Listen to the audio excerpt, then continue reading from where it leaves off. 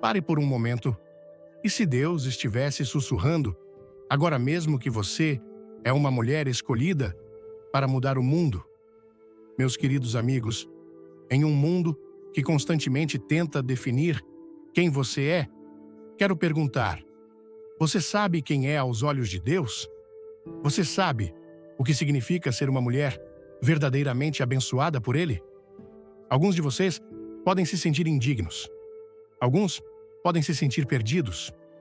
Outros podem se perguntar se Deus os esqueceu. Mas eu digo hoje, se você reconhecer esses sinais em sua vida, você não é apenas uma mulher qualquer. Você é uma mulher altamente favorecida por Deus. E quando você souber disso, você vai parar de duvidar, parar de temer e começar a caminhar no poder que Ele lhe deu. Então, não se afaste. Não deixe as distrações deste mundo impedirem você de ouvir o que Deus tem a dizer para você agora. Fique comigo, porque ao final desta mensagem, você não terá dúvidas em seu coração. Você é uma mulher escolhida, amada e chamada para um propósito divino. Antes de começar, deixe um nos comentários se você sente o chamado de Deus e inscreva-se para mais mensagens abençoadas. Uma mulher abençoada sabe que não está aqui por acidente. Deus a colocou neste mundo por uma razão.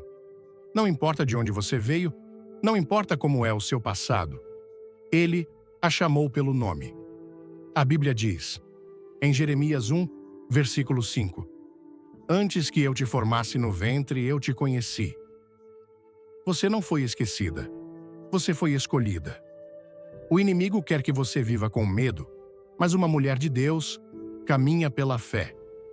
Ela pode enfrentar lutas, mas não deixa o medo controlá-la. Ela acredita nas promessas de Deus, mesmo quando não pode ver o resultado. Uma mulher abençoada por Deus carrega o amor dele em seu coração. Ela perdoa quando outros guardam rancor. Ela ama quando outros escolhem o ódio. Ela serve quando outros se afastam. E por causa disso, o mundo vê Cristo nela. Ser abençoada não significa uma vida fácil, mas significa ter a força de Deus para suportar. Quando as tempestades chegam, ela não cai. Ela permanece firme. Por quê? Porque sua base é Cristo. Uma mulher abençoada por Deus não luta sozinha. Ela se ajoelha e ora. E quando ela ora, as coisas começam a se mover. Os céus respondem à sua fé. Ela não confia em seu próprio entendimento, mas busca a Deus em todas as coisas. Ela ora antes de tomar decisões. Ela busca conselho em sua palavra. E por causa disso, ela caminha em favor. Então eu pergunto hoje, você vê esses sinais em sua vida? Você reconhece a bênção de Deus sobre você? Se você reconhece, então permaneça firme, caminhe com ousadia e saiba disso. Você é uma mulher abençoada por Deus, escolhida para este tempo. Uma mulher abençoada por Deus não está aqui por acidente. Ela não é apenas mais uma pessoa caminhando pela vida, tentando descobrir as coisas sem direção. Não, ela foi chamada pelo nome, escolhida antes da fundação do mundo e separada para um propósito divino. A mão de Deus esteve sobre sua vida desde o início, mesmo nos momentos em que ela não podia ver isso. Ele a conheceu antes que ela fosse formada no ventre de sua mãe. E ele projetou cada detalhe de sua vida com intencionalidade. Esse chamado não é baseado no que o mundo diz sobre ela. Não é baseado em seu passado, seus erros ou nas lutas que enfrentou. Não é determinado por sua origem, seu nome de família ou as circunstâncias em que nasceu. Um chamado divino vem diretamente de Deus. E quando Ele chama, nada pode cancelar seu plano. As pessoas podem tentar desanimá-la. A sociedade pode tentar impor limites a ela. Ela mesma pode duvidar de si em alguns momentos. Mas, quando Deus coloca um chamado em sua vida, nenhuma opinião humana, nenhum obstáculo e nenhum revés podem tirá-lo. Frequentemente, o inimigo tenta enganar as mulheres, fazendo-as acreditar que não são boas o suficiente. Ele sussurra mentiras, dizendo que são muito quebradas, muito indignas ou muito comuns para serem usadas por Deus. Mas olhe para as mulheres que Deus chamou ao longo da história. Ester era órfã, mas Deus a levantou para ser uma rainha que salvou uma nação inteira. Ruth era viúva, mas Deus a posicionou para ser parte da linhagem de Jesus Cristo. Maria era uma jovem de uma pequena cidade, mas foi escolhida para carregar o Salvador do mundo. Deus não chama os qualificados, Ele qualifica os chamados. Uma mulher verdadeiramente abençoada por Deus reconhecerá esse chamado em sua vida, mesmo quando parecer além de sua capacidade de cumprir. Ela entende que não se trata de sua força, mas de Deus trabalhando através dela. Ela aprende a entregar seus planos e confiar na direção dele, mesmo quando o caminho é incerto. Ela abraça seu propósito, sabendo que não é apenas para seu benefício, mas para a glória de Deus e o impacto nos outros. Haverá temporadas em que ela se sentirá invisível ou esquecida. Haverá momentos em que enfrentará provações que a farão questionar tudo. Mas, mesmo nesses momentos, Deus está trabalhando. Ele a está moldando, refinando e preparando para o que está por vir. Cada desafio, cada dificuldade e cada vitória fazem parte da jornada para cumprir seu chamado divino. Gostou do vídeo? Curta agora e comente Amém para receber bênçãos. Fique até o final para uma surpresa divina. Uma mulher abençoada caminha com confiança, não por quem ela é, mas por causa de quem a possui. Ela não recua com medo, mas avança na fé. Ela sabe que se Deus a chamou, Ele a equipará. Se Ele lhe deu uma missão, Ele abrirá um caminho. Sua vida é um testemunho de seu poder. E por meio de sua obediência, o nome de Deus é glorificado. Uma mulher abençoada por Deus não deixa o medo controlar sua vida. O medo pode bater à sua porta, mas ela se recusa a deixá-lo entrar. Ela sabe que o medo não vem de Deus, pois sua palavra diz, em 2 Timóteo 4, versículos 3 e 4, porque virá tempo em Helmholtz, em que os homens não suportarão a sã doutrina, mas tendo grande desejo de ouvir coisas que lhes agradem, afastar-se-ão da verdade, voltando-se para as fábulas. E ela escolhe caminhar pela fé, não pela visão. A fé não é apenas acreditar quando tudo é fácil, quando as portas estão se abrindo e a vida está fluindo bem. A fé é permanecer firme quando a tempestade está rugindo, quando as respostas estão atrasadas, quando a vitória parece impossível. Uma mulher abençoada não depende do que vê, ela depende de quem conhece, e ela sabe que seu Deus é fiel. Ela sabe que mesmo quando o caminho é incerto, suas promessas nunca falham. Ela sabe que mesmo no vale mais escuro, Ele está caminhando com ela. Esse tipo de fé não significa que ela nunca sente medo.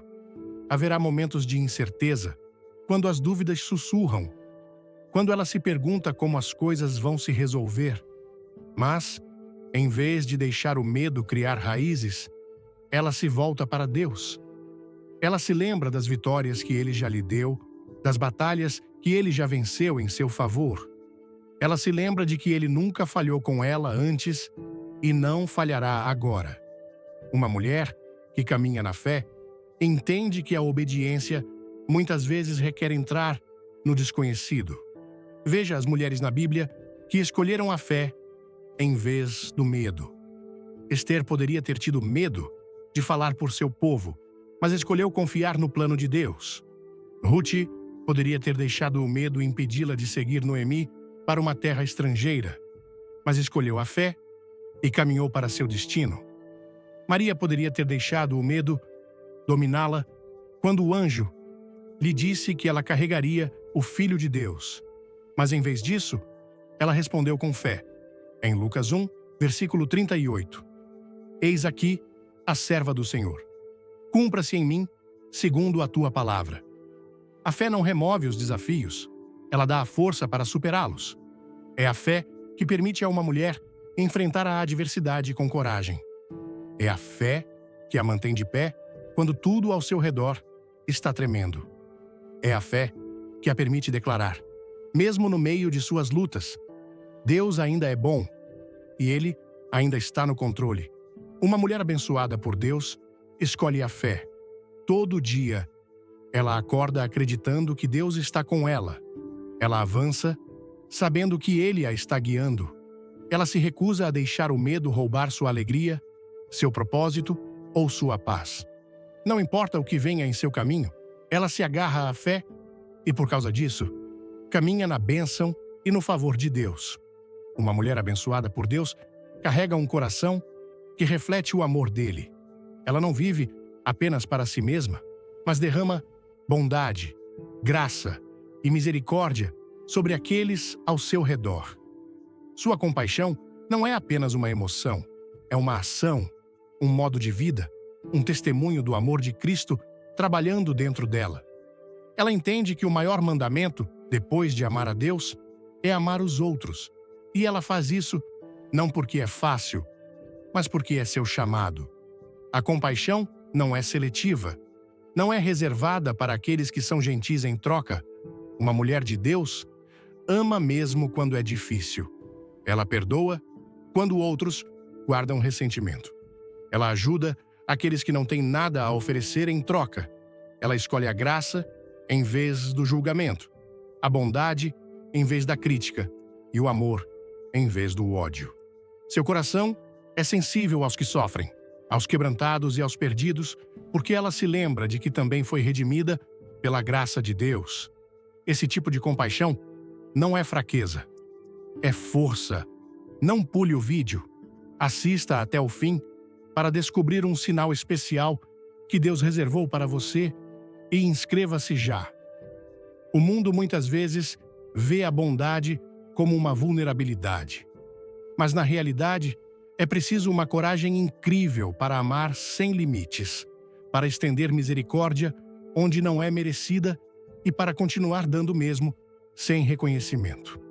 Uma mulher abençoada por Deus entende que o verdadeiro amor é sacrificial.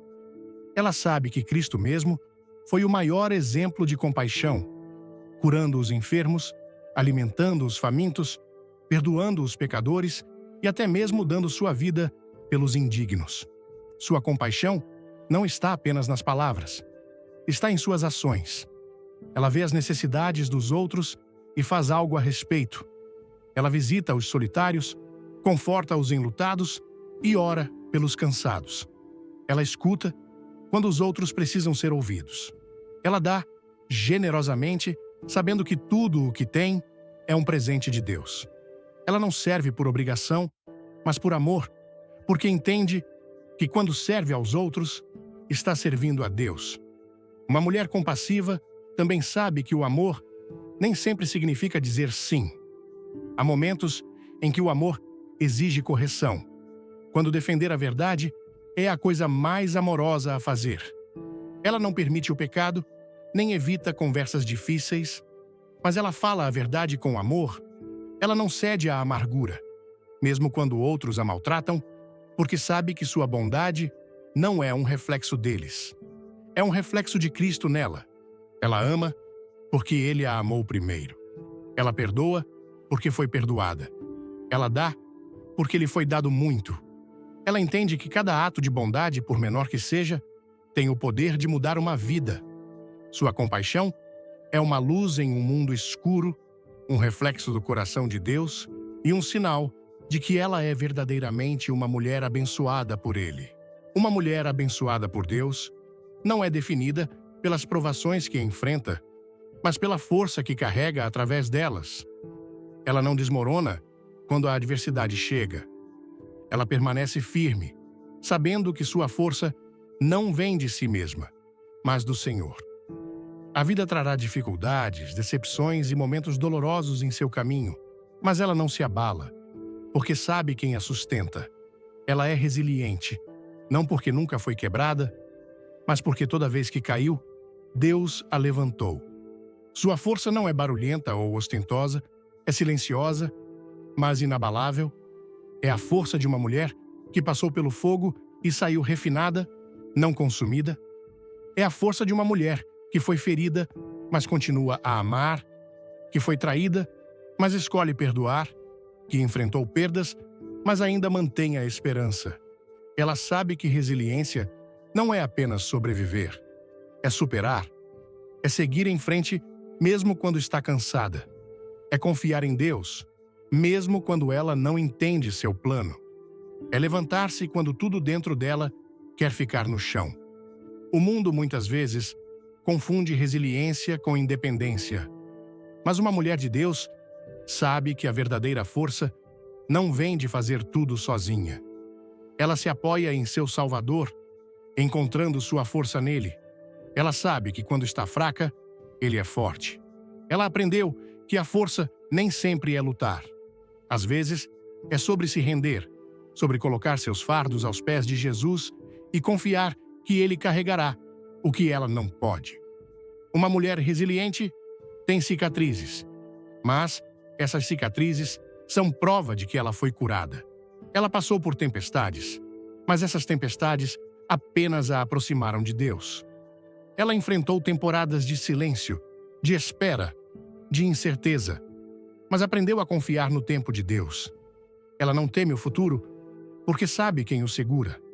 Ela não permite que o medo ou a dúvida ditam sua vida porque já viu Deus agir antes e sabe que ele o fará novamente. Sua força também é um testemunho para os outros. Quando as pessoas a veem suportar provações com fé, quando a veem continuar quando a maioria desistiria, elas são atraídas para a fonte de sua força.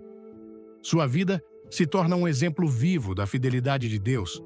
Ela não precisa provar a si mesma, porque sua vida fala por si só. Ela permanece, não em seu próprio poder, mas no poder do Deus que a chamou, a fortaleceu e a equipou para cada batalha que enfrentará. E não importa o que venha em seu caminho, ela sabe que com Deus ao seu lado, sempre se levantará novamente. Uma mulher abençoada por Deus entende que sua força não vem de suas próprias habilidades, mas do tempo que ela passa de joelhos em oração. Ela sabe que o verdadeiro poder não está no sucesso terreno, na riqueza ou no reconhecimento, mas em sua conexão com o Todo-Poderoso. A oração não é apenas um hábito para ela. É sua tábua de salvação, seu refúgio e sua maior arma em tempos de dificuldade. Ela não vê a oração como último recurso, mas como sua primeira resposta quando os desafios surgem, quando a confusão se instala, quando o peso do mundo parece insuportável. Ela se volta para Deus antes de recorrer a qualquer outra pessoa. Se esta mensagem tocou seu coração, clique no like, comente "Deus me escolheu" e compartilhe com quem precisa ouvir. Ela entende que a oração não é apenas pedir coisas a Deus, é alinhar seu coração com a vontade dele. Ela não ora apenas quando precisa de algo. Ela ora porque anseia estar perto dele. Ela ora porque sabe que em sua presença encontra paz. Ela ora porque entende que, sem Deus, ela nada pode fazer, mas com ele, todas as coisas são possíveis. Suas orações não são palavras vazias, elas estão cheias de fé, de confiança, de expectativa de que Deus ouve e responde. Uma mulher de oração não deixa as circunstâncias abalarem sua fé, mesmo quando a resposta não vem imediatamente, mesmo quando a resposta de Deus é diferente do que ela esperava, ela continua a orar. Ela sabe que Deus é fiel, que seu tempo é perfeito e que seus planos são sempre maiores que os dela. Ela não ora com medo, mas com confiança, sabendo que está falando com um Deus que a ama, que está trabalhando todas as coisas para o seu bem. Sua vida de oração não é apenas pessoal. Ela impacta aqueles ao seu redor. Ela ora por sua família, cobrindo-os com a proteção da mão de Deus. Ela ora por seus amigos, sustentando-os quando estão fracos. Ela ora por sua igreja, sua comunidade e até mesmo por aqueles que a prejudicaram. Ela sabe que a oração não é apenas sobre mudar situações, mas sobre mudar corações. E por meio de suas orações, vidas são transformadas. Essa mulher não ora apenas ocasionalmente. Ela vive uma vida de oração, ela fala com Deus ao longo do dia, buscando sua sabedoria em cada decisão. Ela acorda com gratidão no coração e vai para a cama com confiança em suas promessas. Ela sabe que a oração não é apenas um dever religioso, mas um privilégio divino. É na oração que ela encontra clareza, direção e força renovada. É na oração que ela aprende a ouvir a voz de Deus, a caminhar em sua paz e a permanecer firme em sua fé. Ela pode não ver resultados imediatos, mas sabe que cada oração que eleva é ouvida. Ela entende que Deus age de maneiras além de sua compreensão. Ela não vacila, não desiste, não perde a fé, porque sabe que uma mulher que ora é uma mulher que caminha no poder e na bênção de Deus. Uma mulher abençoada por Deus não confia em seu próprio entendimento. Ela busca a sabedoria do Senhor em tudo o que faz. Ela sabe que a verdadeira sabedoria não vem do mundo, da experiência sozinha ou da mera inteligência, mas de Deus. A Bíblia diz, em Provérbios 9, versículo 10, o temor do Senhor é o princípio da sabedoria. E ela vive por essa verdade. Ela não toma decisões baseadas em emoções, tendências ou pressão dos outros. Ela as toma por meio de oração, discernimento e confiança na orientação de Deus. A sabedoria não é apenas conhecimento, é aplicar a verdade de Deus à vida diária. Uma mulher sábia guarda seu coração, sua mente e suas palavras. Ela entende que cada decisão que toma tem consequências e busca o Senhor antes de agir. Ela não se precipita, mas espera pelo tempo de Deus. Mesmo quando o mundo a pressiona a reagir rapidamente, a buscar coisas temporárias ou a seguir a multidão, ela permanece firme no conhecimento de que o caminho de Deus é sempre o melhor. Ela se cerca de conselhos piedosos, sabendo que a sabedoria, muitas vezes, é encontrada ao buscar orientação de quem caminha com Deus. Ela não deixa o orgulho impedi-la de aprender, crescer ou mudar quando necessário. Ela é ensinável, entendendo que a sabedoria não é ter todas as respostas, mas buscar as certas na fonte certa. Ela medita na palavra de Deus, sabendo que a Escritura é a base de toda a sabedoria. Quando enfrenta escolhas, ela pergunta: o que a palavra de Deus diz sobre isso? Em vez de confiar apenas em seus próprios pensamentos. Uma mulher sábia também conhece o valor de suas palavras. Ela fala com bondade, graça e verdade. Ela não usa sua língua para destruir os outros, mas para edificá-los. Ela entende que a sabedoria se mostra não apenas no que ela diz, mas em como escuta. Ela é lenta para se irar, rápida para perdoar e cuidadosa com seu discurso, sabendo que as palavras têm o poder de trazer vida ou destruição.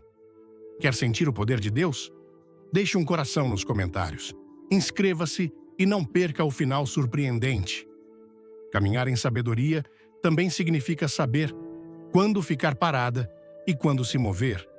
Há momentos em que Deus a chama para esperar, para ser paciente, para confiar em seu processo, e ela obedece, sem frustração. E quando Ele a chama para avançar na fé, ela se move sem hesitação, porque sabe que seus passos são ordenados pelo Senhor. Ela não se apoia em sua própria lógica ou nos conselhos do mundo, mas segue a liderança do Espírito Santo. Uma mulher de sabedoria não busca satisfação temporária. Ela investe no que é eterno. Ela busca primeiro o reino de Deus, e por causa disso, Ele dirige seu caminho. Ela evita distrações tolas, conflitos desnecessários e relacionamentos prejudiciais, porque entende o valor de viver em alinhamento com a vontade de Deus. Sua vida é marcada pela paz, pelo propósito e pela evidência inegável de que ela é uma mulher guiada pela sabedoria de Deus. A mensagem 8 sinais de que você é uma mulher abençoada por Deus, inspirada nas palavras do Papa Leão XIV, toca profundamente o coração de qualquer mulher que busca entender seu propósito divino em um mundo cheio de distrações e desafios. Como brasileira, nossa cultura está impregnada de fé, resiliência e um senso de comunidade que nos conecta uns aos outros e a Deus. Refletir sobre esses sinais me levou a uma jornada de introspecção, onde percebi que ser uma mulher abençoada não é sobre ter uma vida perfeita, mas sobre reconhecer a presença de Deus em cada momento, seja nas vitórias ou nas lutas. O primeiro sinal, o chamado divino, ressoa fortemente em nossa realidade brasileira, onde muitas de nós crescemos ouvindo histórias de fé nas missas, nas novenas e nas conversas familiares ao redor da mesa. Saber que Deus nos conheceu antes de nascermos, como diz Jeremias 1,5, é um lembrete poderoso de que não estamos aqui por acaso. Cada mulher carrega um propósito único, e isso me ensinou a valorizar minha existência, mesmo quando as circunstâncias tentam me convencer do contrário. Aplicar isso na vida significa parar de buscar validação no mundo e, em vez disso, ouvir a voz de Deus em oração perguntando: Senhor, qual é o teu plano para mim hoje? A segunda lição vem da coragem de caminhar pela fé, não pelo medo. Em um país onde enfrentamos desigualdades, incertezas econômicas e pressões sociais, é fácil ceder ao medo. Mas como brasileiras, temos uma força interior que vem da nossa espiritualidade vibrante. Lembro-me das mulheres da minha comunidade que, mesmo diante de dificuldades, continuam a louvar, a dançar nas festas de padroeira e a ajudar umas às outras. Essa fé inabalável é o que nos permite enfrentar tempestades, como descrito em 2 Timóteo 4:3-4, onde somos chamadas a resistir às mentiras do mundo e nos agarrar à verdade de Deus. Na prática, isso significa escolher confiar nas promessas de Deus, mesmo quando o futuro parece incerto, e tomar decisões com base na oração, não na ansiedade. Outra lição poderosa é a compaixão, um valor tão enraizado na cultura brasileira. Somos um povo caloroso, que abraça, que cuida, que compartilha. A mensagem nos lembra que uma mulher abençoada reflete o amor de Cristo, perdoando mesmo quando é difícil e servindo sem esperar nada em troca. Isso me desafiou a olhar para minhas interações diárias. Será que estou sendo um reflexo do amor de Deus no meu trabalho, na minha família, com estranhos na rua?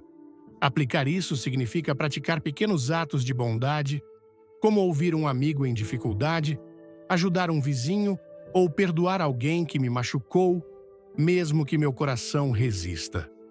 A resiliência, outro sinal, é algo que vejo em tantas mulheres brasileiras, desde as mães que lutam para sustentar suas famílias, até as jovens que enfrentam preconceitos para perseguir seus sonhos.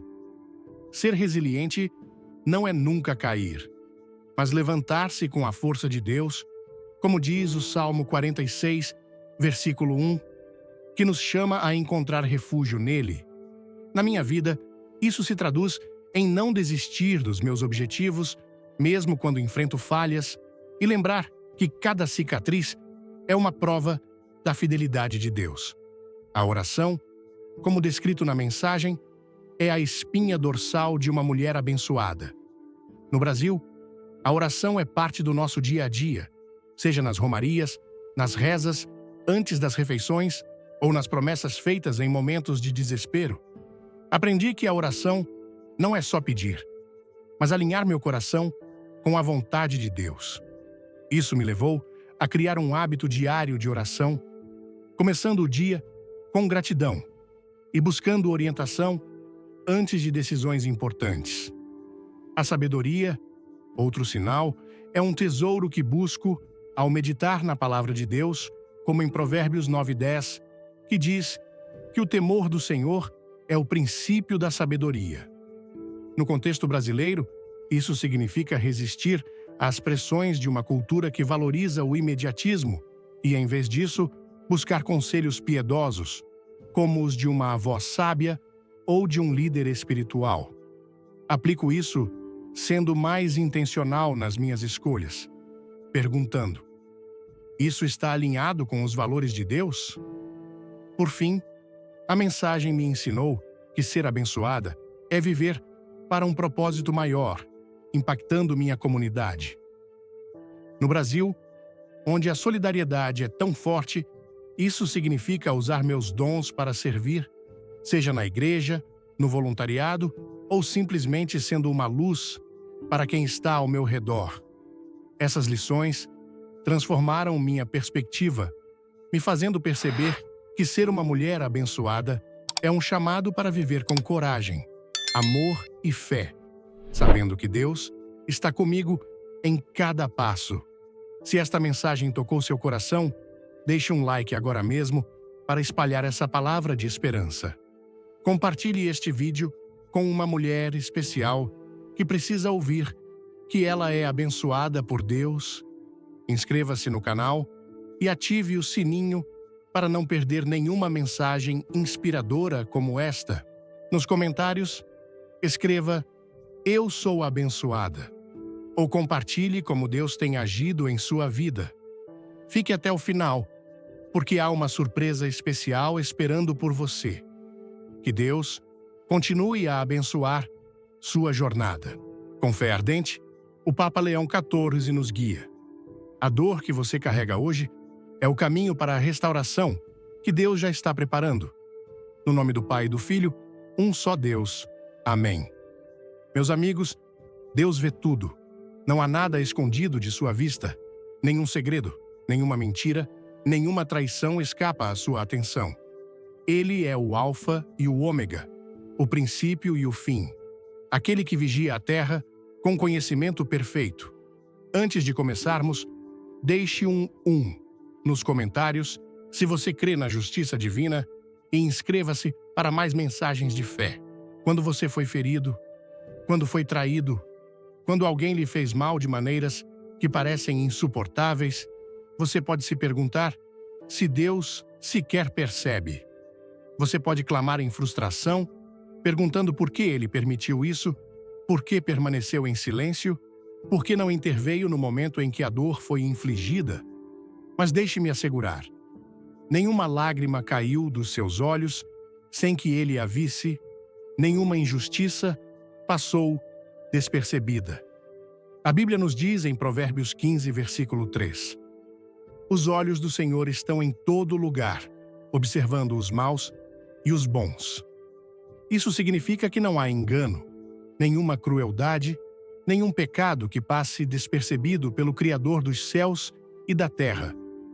Os ímpios podem acreditar que escaparam do julgamento, que suas ações estão ocultas, que conseguiram se safar do que fizeram, mas Deus sabe.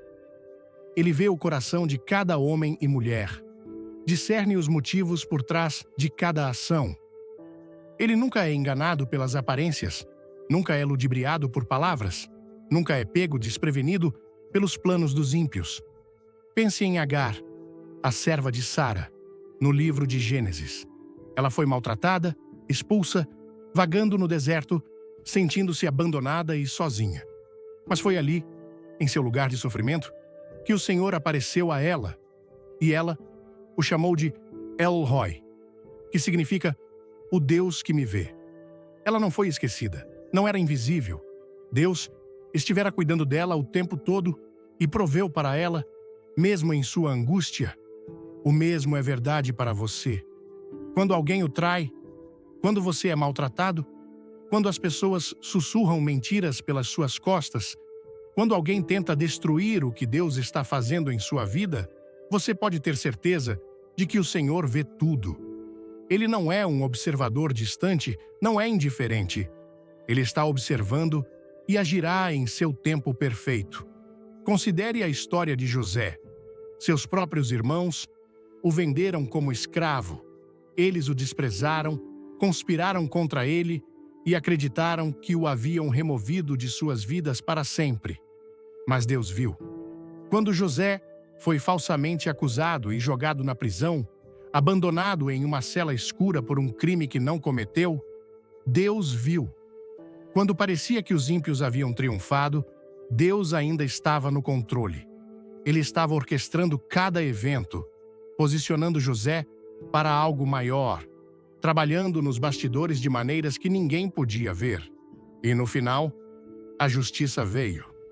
José não apenas foi tirado da prisão, mas foi elevado a um lugar de honra, e as mesmas pessoas que tentaram destruí-lo se curvaram diante dele. A justiça de Deus pode não vir da maneira que esperamos, ou no tempo que desejamos, mas ela sempre vem. Ninguém pode escapar de seu julgamento, ninguém pode superar sua sabedoria. Os orgulhosos serão humilhados, os ímpios enfrentarão as consequências de suas ações, os inocentes serão vingados. Pode não acontecer imediatamente, pode não acontecer da maneira que você imagina, mas Deus é fiel e lidará com cada ato de maldade segundo sua perfeita justiça. Curtiu essa reflexão? Comente fé e clique no like, mas não saia antes do final. Há uma surpresa esperando você. Quando você está sofrendo, quando se sente esquecido, quando se pergunta se a justiça algum dia virá, lembre-se de que Deus está observando. Ele não virou o rosto, não ignorou o seu sofrimento, não perdeu um único detalhe. As mãos que formaram o universo, que colocaram as estrelas no lugar, que controlam a ascensão e a queda das nações, são as mesmas mãos que seguram sua vida. Aquele que falou o mundo à existência é o mesmo que cuida de você. A vingança pertence ao Senhor. Essa é uma verdade que permeia as Escrituras, um princípio divino que revela tanto a justiça quanto a misericórdia de Deus. Quando somos injustiçados, quando alguém nos fere, nos trai ou tenta destruir o que Deus está fazendo em nossas vidas, a reação natural é revidar, buscar justiça em nossos próprios termos. Nossa natureza humana clama por retribuição. Queremos fazer com que eles sintam a dor que nos infligiram. Queremos vê-los sofrer como nós sofremos. Mas a palavra de Deus nos diz algo diferente. Romanos 12, versículo 19, declara: Não se vinguem, meus amados, mas deixem a ira para Deus, pois está escrito: A mim pertence a vingança, eu retribuirei, diz o Senhor. Há uma razão pela qual a vingança pertence a Deus e não a nós. A justiça humana é falha. Nossas emoções obscurecem nosso julgamento. Vemos apenas uma fração do quadro. Nossa raiva, nossa dor e nosso senso de injustiça podem nos levar a agir de maneiras que não estão alinhadas com a vontade de Deus, mas Deus vê tudo. Ele conhece cada detalhe, cada motivo oculto, cada segredo que ainda não veio à luz. Ele julga com perfeita justiça, sem viés, sem erro. Sua justiça não é movida por emoção, mas por verdade absoluta. Ele conhece cada detalhe, cada motivo oculto, cada segredo que ainda não veio à luz. Ele julga com perfeita justiça, sem viés, sem erro. Sua justiça não é movida por emoção, mas por verdade absoluta. Olhe para a história de Davi e Saul. Saul era um rei, consumido pelo ciúme, um homem que perseguiu Davi incansavelmente, buscando matá-lo sem motivo. Davi teve várias oportunidades de tomar as rédeas da situação. Ele poderia ter matado Saul na caverna, quando Saul estava vulnerável. Seus homens até o incentivaram a fazê-lo, dizendo que aquele era seu momento de justiça, mas Davi recusou. Ele não tomaria a vingança em suas próprias mãos. Ele entendia que Saul ainda era o ungido de Deus, e não era seu lugar executar o julgamento. Em vez disso, ele confiou em Deus para lidar com Saul em seu próprio tempo, e Deus o fez. A vida de Saul terminou em desgraça, e Davi foi elevado ao trono, não por sua própria mão, mas pelo plano divino de Deus. A vingança é perigosa quando colocada em mãos humanas. Ela corrompe o coração, envenena a alma e leva a um ciclo de destruição. Quando tomamos vingança, não estamos apenas lutando contra nossos inimigos. Estamos lutando contra a autoridade de Deus. Estamos dizendo a Ele que não confiamos em sua justiça, que devemos tomar as rédeas, porque tememos que Ele não agirá.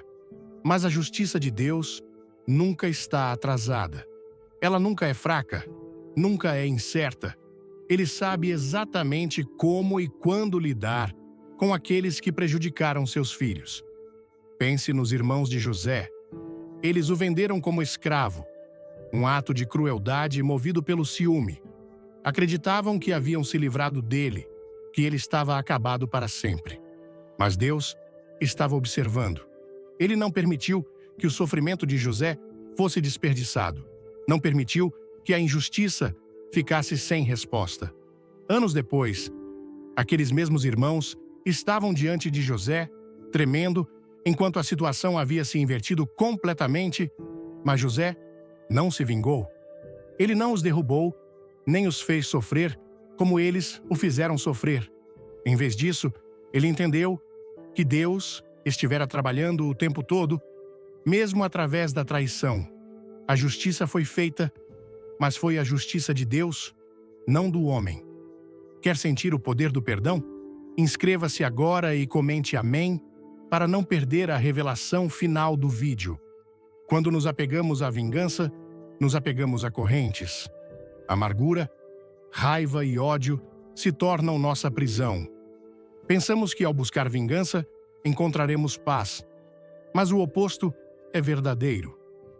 Quanto mais perseguimos a vingança, mais somos consumidos por ela. Mas quando a entregamos a Deus, quando colocamos a justiça em suas mãos, somos libertos desse fardo. Podemos seguir em frente com fé, sabendo que Ele lidará com cada mal em seu tempo perfeito. Os ímpios não escapam do julgamento de Deus.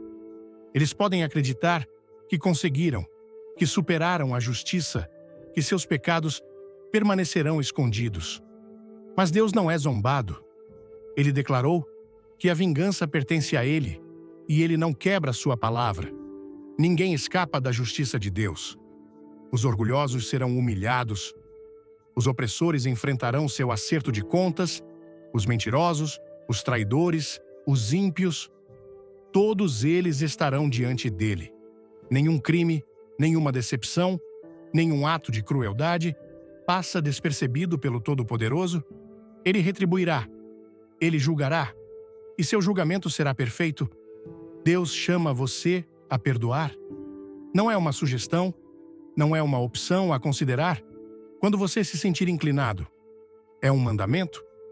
Jesus disse em Mateus 6, versículos 14 e 15, pois se perdoarem as ofensas uns dos outros, o Pai Celestial também lhes perdoará.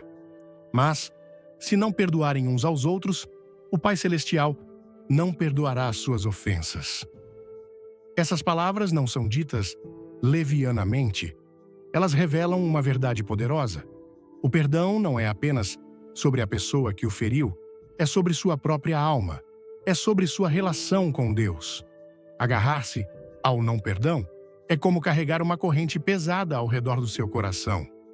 Um fardo que só o pesa, enquanto a outra pessoa segue em frente, sem ser afetada. O perdão é uma das coisas mais difíceis que Deus nos pede, porque vai contra a nossa natureza humana. Quando alguém nos machuca, nosso instinto natural é segurar essa dor, construir muros de proteção, garantir que eles nunca mais tenham a chance de nos ferir novamente. Queremos que eles sintam o que sentimos. Queremos justiça e muitas vezes queremos vingança. Mas Deus nos chama a algo maior. Ele nos chama a liberar a raiva, a amargura, o ressentimento e a colocar tudo em suas mãos. Jesus mesmo nos mostrou o que é o perdão. Enquanto estava pendurado na cruz, espancado, humilhado e pregado na madeira pelas mesmas pessoas que veio salvar, ele poderia ter invocado legiões de anjos para destruí-los. Ele poderia ter exigido justiça imediata. Em vez disso, ele olhou para o céu e disse: Pai, perdoa-lhes, pois não sabem o que estão fazendo. Lucas 23, versículo 34. Esse tipo de perdão está além da força humana, é divino. E, no entanto, é exatamente esse perdão que somos chamados a oferecer aos outros. Muitas pessoas acreditam que perdoar alguém significa desculpar o que fizeram, deixá-los livres ou fingir que a dor nunca aconteceu. Mas isso não é o que o perdão é. Perdoar não significa que o que fizeram estava certo. Não significa que você deve confiar neles novamente. Não significa que você deve deixá-los voltar para a sua vida. O perdão não é sobre eles. É sobre você e Deus. É sobre recusar-se a deixar o inimigo mantê-lo em cativeiro. O inimigo quer que você se agarre ao não perdão porque ele sabe o que isso faz com seu coração.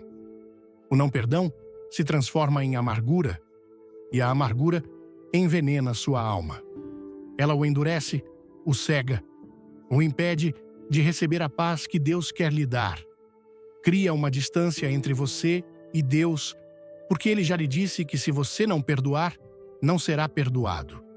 O inimigo quer você preso nesse ciclo, revivendo a dor repetidamente, mantendo suas feridas abertas, nunca permitindo que você cure.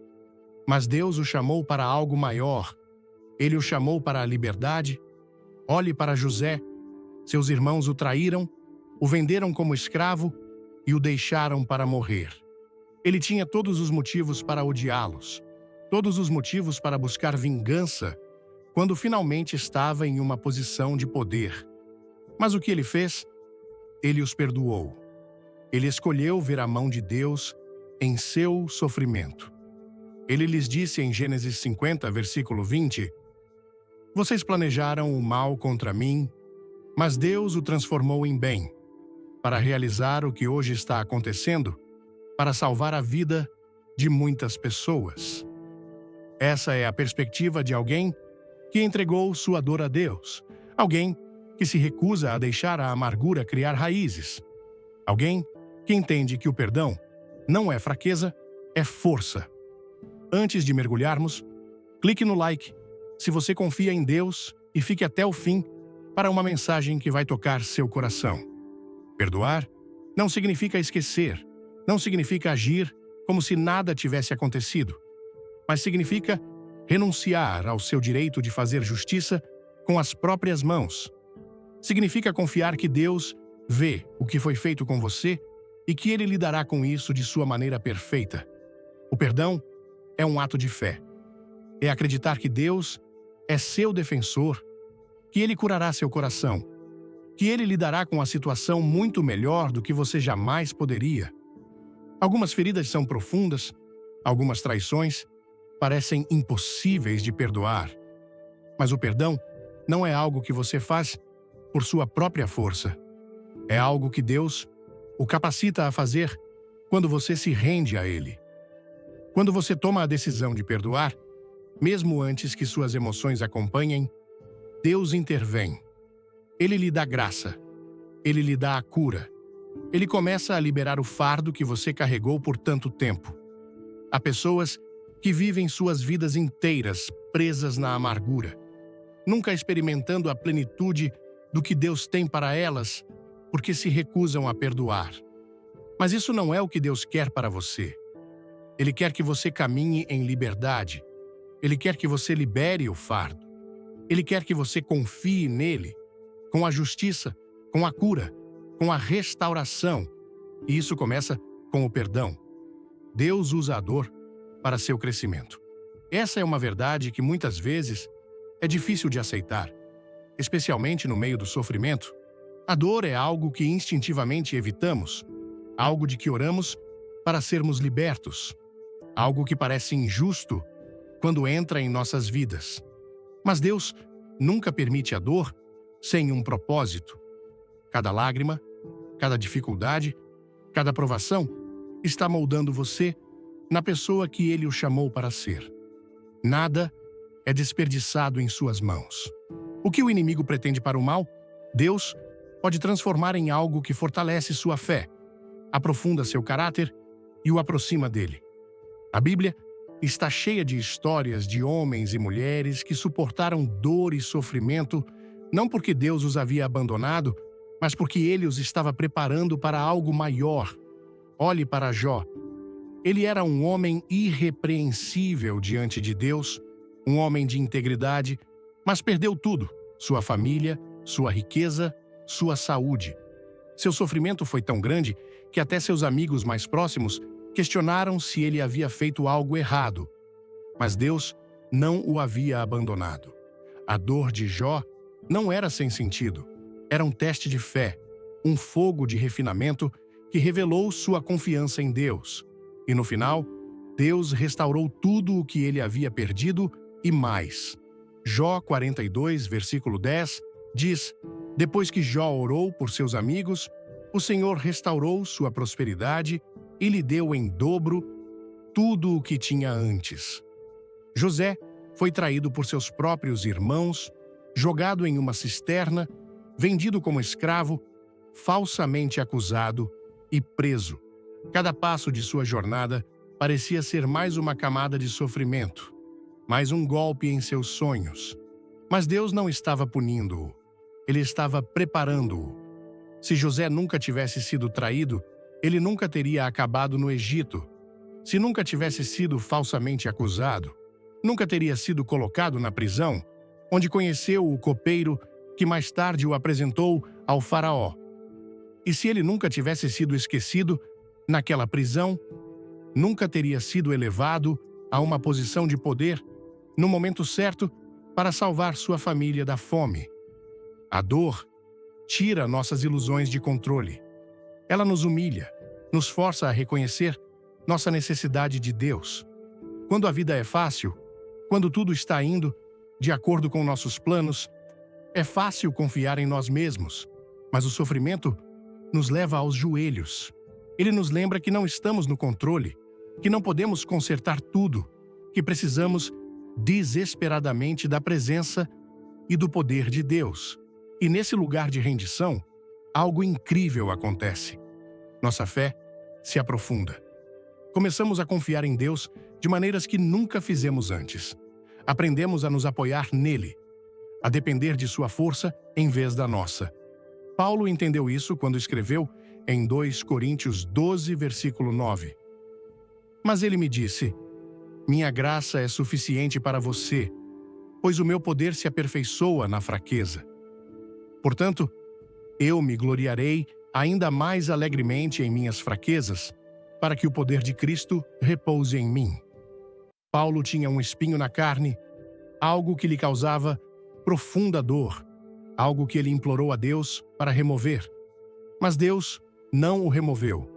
Em vez disso, ele usou isso para mostrar a Paulo que sua graça era suficiente.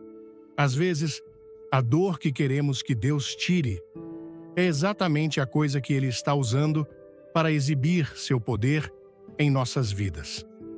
Vamos juntos nessa jornada? Deixe um comentário com justiça e inscreva-se para descobrir o final inspirador que preparamos. O sofrimento nos refina como ouro no fogo. Ele queima a impureza, o orgulho, a autossuficiência e deixa para trás uma fé que é pura, um caráter que é forte, um coração que é totalmente rendido a Deus. É no forno da aflição que nos tornamos quem Ele nos chamou para ser. Há coisas que aprendemos na dor que nunca aprenderíamos no conforto. Há uma profundidade de relacionamento com Deus que só pode ser encontrada no vale, nos momentos em que não temos nada além dele. A dor também nos ensina compaixão. Quando sofremos, somos capazes de entender o sofrimento dos outros. Somos capazes de confortá-los, encorajá-los, caminhar ao lado deles com a mesma graça que Deus nos estendeu. Nossas feridas se tornam nosso testemunho. As mesmas coisas que o inimigo pretendia usar para nos destruir se tornam as coisas que nos equipam para ajudar os outros. A justiça de Deus é perfeita. Em um mundo cheio de corrupção, desonestidade e injustiça, é fácil se perguntar se a verdadeira justiça será algum dia feita. As pessoas enganam, os ímpios prosperam, os inocentes sofrem e muitas vezes parece que aqueles que fazem o mal escapam sem consequências. Mas Deus vê tudo e Ele não é indiferente. Sua justiça não é falha como a justiça humana. Seu julgamento nunca está atrasado, nunca é tendencioso, nunca é equivocado. É perfeito e virá no momento certo, da maneira certa. A Bíblia declara, em Deuteronômio 32, versículo 4, Ele é a rocha. Suas obras são perfeitas e todos os seus caminhos são justos. Um Deus fiel, que não comete erros, justo e reto, é Ele. Ao contrário dos juízes humanos, que podem ser influenciados por dinheiro, poder ou influência, Deus é incorruptível. Ele não fecha os olhos para o mal, não ignora o erro, não deixa o culpado impune. Ele é o juiz supremo e seu veredito é final. Muitas vezes na vida, sentimos o peso da injustiça nos pressionando. Vemos pessoas que mentiram, prejudicaram outros, continuarem a prosperar, enquanto aqueles que permaneceram fiéis lutam. É nesses momentos que a dúvida se insinua e começamos a perguntar: onde está Deus? Por que Ele permite que isso aconteça? Mas a Bíblia nos lembra, em Salmos 37, versículo 7. Fique quieto diante do Senhor e espere pacientemente por Ele. Não se aborreça quando as pessoas prosperam em seus caminhos, quando executam seus planos malignos. Só porque a justiça ainda não veio, não significa que ela não virá. O tempo de Deus não é o nosso. Sua paciência não é um sinal de fraqueza, mas de seu desejo de que as pessoas se afastem de seus caminhos malignos antes que o julgamento caia. Olhe para Faraó no livro de Êxodo. Ele oprimiu o povo de Deus, escravizou-os e recusou-se a deixá-los ir, apesar de inúmeros avisos. Por um tempo, parecia que ele continuaria governando com punho de ferro, incontestado e invicto. Mas Deus já havia determinado o resultado. As pragas que atingiram o Egito não foram aleatórias. Elas foram o desdobramento da justiça divina. O orgulho de Faraó levou à sua queda, e no final, ele se afogou no Mar Vermelho, enquanto o povo que ele oprimiu caminhou livre. A justiça veio na maneira perfeita de Deus e no tempo perfeito de Deus.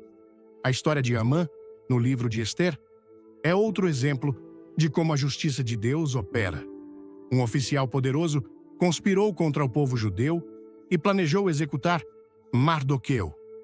Ele construiu uma forca, totalmente confiante de que seu esquema teria sucesso. Mas em uma reviravolta impressionante, a mesma armadilha que ele preparou para Mardoqueu tornou-se sua própria ruína. Ele foi enforcado na mesma forca que havia preparado para outro. É assim que Deus trabalha. Os ímpios podem conspirar, podem planejar, podem parecer invencíveis, mas no final eles cairão por seus próprios dispositivos. A justiça de Deus não é apenas sobre punir os ímpios, é também sobre vindicar os justos. Quando José foi jogado na prisão por um crime que não cometeu, parecia que a injustiça havia vencido. Mas Deus tinha um plano maior. Ele levantou José, colocou-o em uma posição de poder e permitiu que ele se tornasse um testemunho vivo de que nenhuma injustiça pode superar o propósito de Deus. O que o homem planejou para o mal, Deus transformou em bem. Um dos maiores exemplos da justiça de Deus é a cruz de Jesus Cristo. A humanidade era culpada de pecado, merecedora de julgamento e incapaz de salvar a si mesma. A justiça exigia um preço, mas a misericórdia abriu um caminho. Na cruz, justiça e misericórdia se encontraram perfeitamente. Jesus assumiu sobre si o castigo que merecíamos, para que pudéssemos ser justificados diante de Deus. Nenhum pecado foi ignorado, nenhum erro foi desculpado. Cada pecado foi pago, seja na cruz, seja no julgamento eterno. Essa é a justiça perfeita de Deus. Para aqueles que sofreram injustiça, há consolo em saber que Deus não esqueceu. Ele registrou cada erro, viu cada lágrima e fará todas as coisas certas. Haverá um dia em que cada injustiça será julgada, cada ato maligno será respondido e os justos serão vingados. Sua justiça não é parcial, sua justiça não é falha, sua justiça é perfeita. Deus restaurará o que foi perdido. A perda é algo que toda pessoa experimentará em algum momento da vida. Ela vem de muitas formas. A perda de relacionamentos, oportunidades, saúde, tempo ou até mesmo esperança. Há momentos em que a vida parece destruída além do reparo, quando o que foi tirado parece tão grande que a restauração parece impossível. Mas com Deus, nada está verdadeiramente perdido. Ele é um Deus de restauração, um Deus que toma o que foi quebrado e o torna inteiro novamente. Um Deus que transforma luto em alegria e cinzas em beleza. A Bíblia está cheia de histórias de restauração, mostrando-nos que a perda nunca é o fim da história, quando Deus está envolvido. No livro de Jó, vemos um homem que perdeu tudo: sua riqueza, sua saúde e até seus filhos. Seu sofrimento foi tão grande que ele se sentou em cinzas, raspando suas feridas, abandonado pelos amigos e atormentado pela tristeza. Parecia que tudo o que ele havia trabalhado, tudo o que amava, havia sido tirado. Mas Jó permaneceu fiel. Ele não entendia por que estava sofrendo, mas continuou a confiar em Deus. E no final, Deus o restaurou. Jó 42, versículo 10 diz: Depois que Jó orou por seus amigos, o Senhor restaurou sua prosperidade e lhe deu em dobro tudo o que tinha antes. Essa é a natureza da restauração divina. Não se trata apenas de devolver o que foi tirado. É sobre tornar as coisas melhores do que eram antes. José perdeu anos de sua vida quando seus irmãos o traíram, jogando-o em uma cisterna e vendendo-o como escravo. Ele perdeu sua casa, sua liberdade e seu senso de segurança. Foi falsamente acusado e preso por um crime que não cometeu. Mas Deus não havia terminado. O que pareciam anos desperdiçados eram, na verdade, anos de preparação. Deus elevou José a uma posição de poder, restaurando-o de tal forma que ele pôde salvar uma nação inteira da fome. Gênesis 50, versículo 20, registra as palavras de José a seus irmãos. Vocês planejaram o mal contra mim, mas Deus o transformou em bem, para realizar o que hoje está acontecendo, para salvar a vida de muitas pessoas. A dor, a traição, os anos de sofrimento não foram desperdiçados. Deus os estava usando para posicionar José para algo muito maior do que ele poderia ter imaginado. A restauração nem sempre significa que Deus devolve exatamente o que foi perdido. Às vezes, ele devolve algo diferente, algo maior. Noemi, no livro de Ruth, perdeu seu marido e ambos os seus filhos. Ela retornou a Belém em profunda tristeza, acreditando que sua vida havia acabado. Mas Deus tinha um plano. Por meio de Ruth, sua nora, a vida de Noemi foi restaurada de uma maneira que ela nunca esperava. Ruth casou-se com Boaz e seu filho tornou-se uma fonte de alegria e redenção para Noemi. O que ela pensava ser uma perda permanente era, na verdade, o caminho para uma bênção maior. A restauração de Deus não se limita a coisas materiais. Ele restaura corações partidos, fé despedaçada e esperança perdida. Há pessoas que perderam sua paixão, que perderam seu senso de propósito, que sentem que a vida tirou muito delas. Mas Deus ainda está no negócio da restauração. Joel 2, versículo 25 diz: Eu lhes restituirei os anos que o gafanhoto comeu. Deus não restaura apenas coisas, Ele restaura o tempo. Ele pode redimir os anos que pareceram desperdiçados, as oportunidades que pareceram perdidas, os sonhos que pareceram mortos. Ele pode trazer de volta a alegria onde havia tristeza, paz onde havia tumulto e esperança onde havia desespero. Nenhuma perda é grande demais para Deus restaurar. O que o inimigo roubou, Deus pode devolver. O que foi quebrado, Deus pode curar. O que foi destruído, Deus pode reconstruir. Sua restauração não é apenas sobre devolver, é sobre tornar as coisas inteiras novamente, sobre mostrar seu poder e fidelidade de maneiras que estão além da compreensão humana. Quando Deus restaura, é sempre maior do que o que foi perdido, sempre mais do que o esperado, sempre um testemunho de seu amor e graça infalíveis. Seus inimigos estão nas mãos de Deus.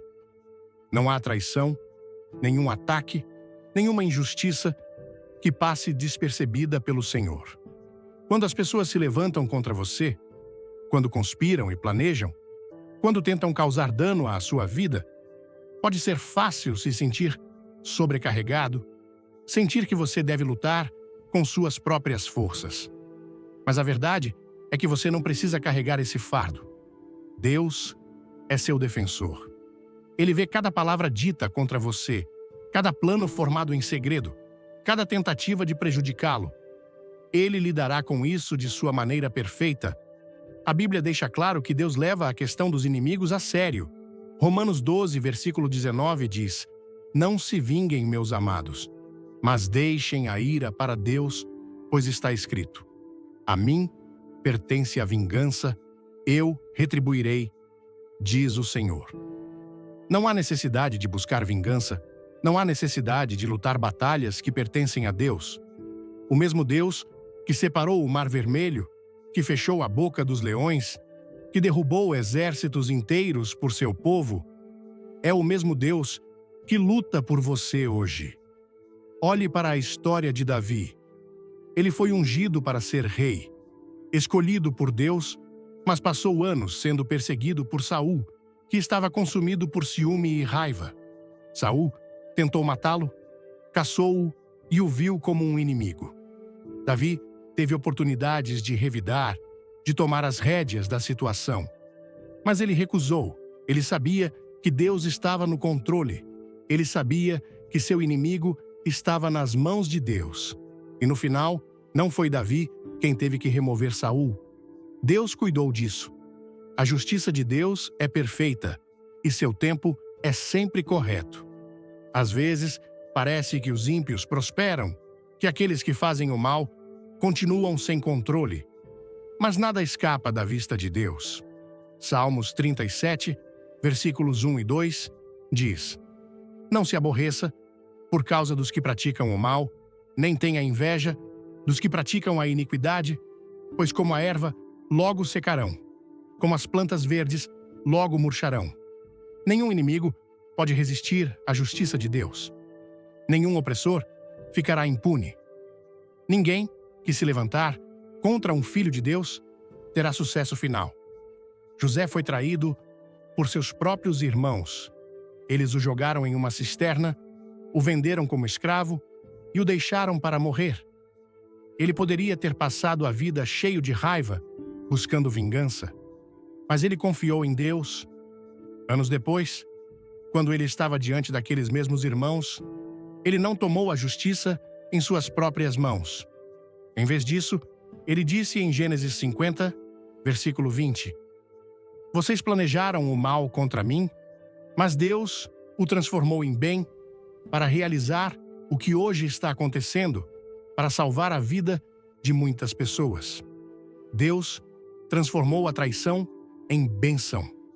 A mesma coisa que foi planejada para destruí-lo foi a coisa que o posicionou para seu destino. Seus inimigos não têm a palavra final sobre sua vida. As pessoas que tentam derrubá-lo, que falam contra você, que conspiram contra sua queda, não estão no controle. Deus está. E quando você coloca sua confiança nele, quando escolhe deixar seus inimigos em suas mãos, você se liberta do peso da amargura, do fardo da vingança, do esgotamento de tentar lutar batalhas que nunca foram suas para lutar. Jesus mesmo nos mostrou o que significa deixar nossos inimigos nas mãos de Deus, enquanto estava pendurado na cruz, falsamente acusado, zombado, espancado e crucificado pelas mesmas pessoas que veio salvar. Ele não os amaldiçoou, não chamou fogo do céu. Em vez disso, ele disse: Pai, perdoa-lhes, pois não sabem o que estão fazendo.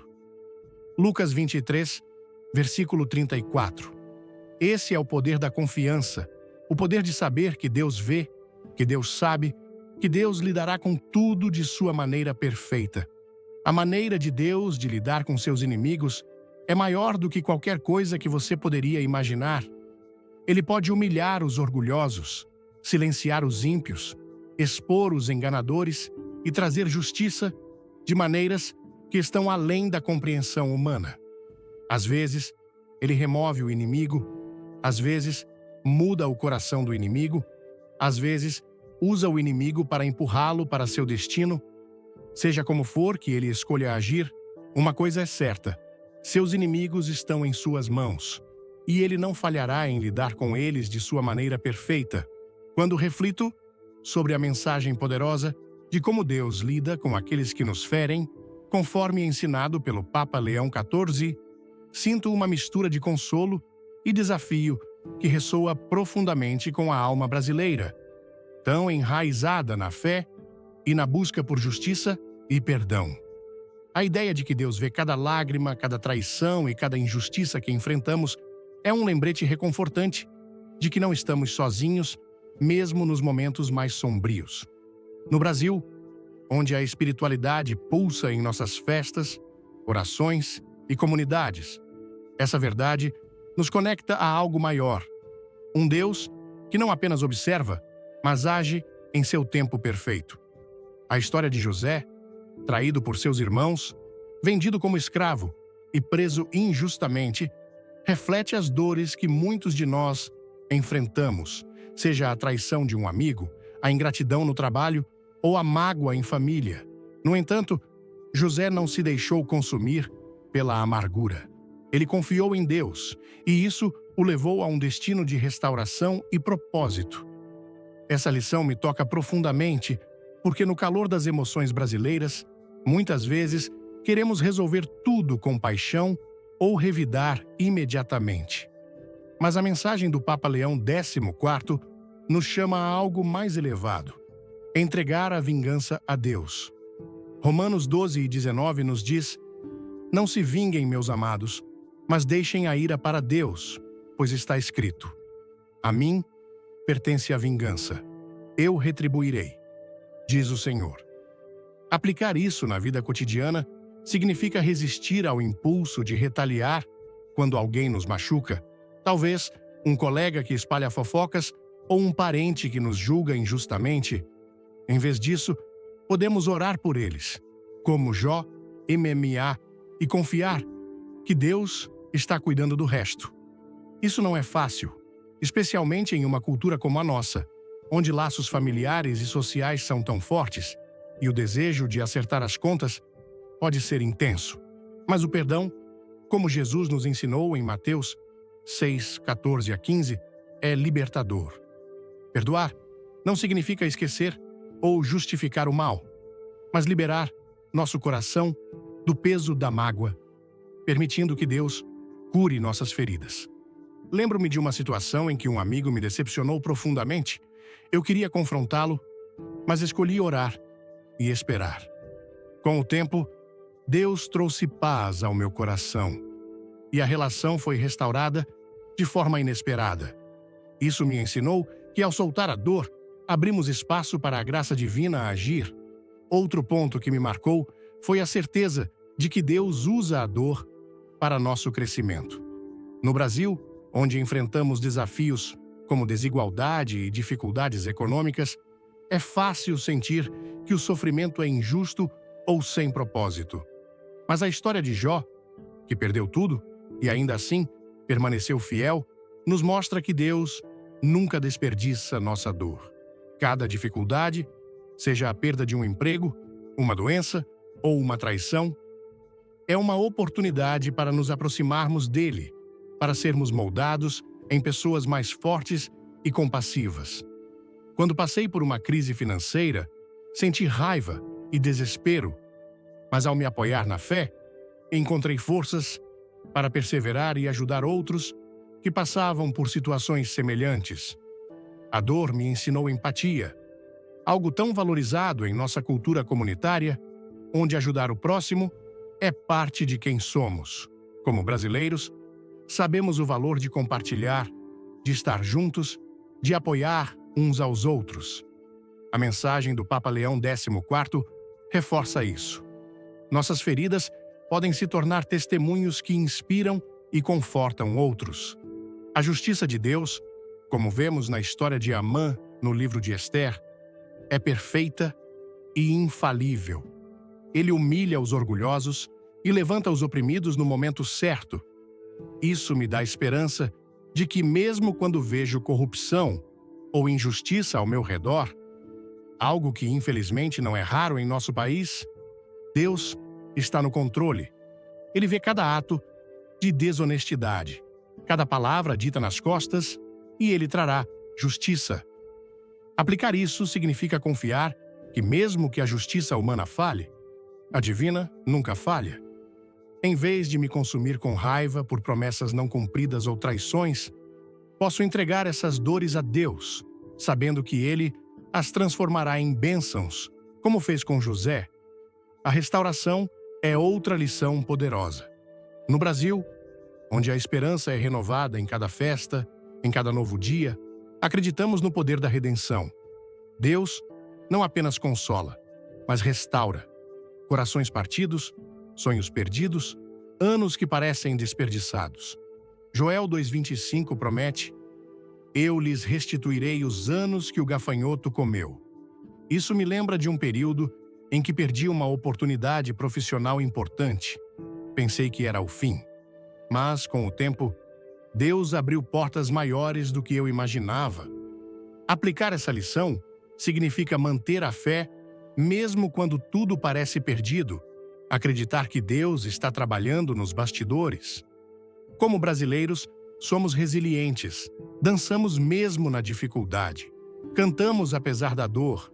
Essa mensagem nos encoraja a viver com essa mesma esperança, sabendo que Deus pode transformar cinzas em beleza. Por fim, deixar nossos inimigos nas mãos de Deus é um ato de fé. Em um país onde conflitos pessoais e sociais podem ser intensos, confiar que Deus lidará com aqueles que nos ferem nos liberta do peso da vingança. Jesus na cruz disse: Pai, perdoa-lhes, pois não sabem o que estão fazendo. Lucas 23, 34. Esse exemplo me desafia a perdoar, mesmo quando é difícil, porque o perdão cura minha alma e me aproxima de Deus. Essas lições, confiar na justiça divina, perdoar, crescer na dor, esperar pela restauração e deixar os inimigos com Deus, são práticas diárias que transformam nossa vida. Elas nos ensinam a viver com fé vibrante, a amar como Cristo amou e a confiar que Deus está sempre trabalhando para nosso bem. Se essa mensagem tocou seu coração, deixe um like e compartilhe com alguém que precisa ouvir essas palavras de esperança. Inscreva-se no canal e comente fé para se juntar à nossa comunidade de luz. Não perca o próximo vídeo. Uma surpresa inspiradora espera por você.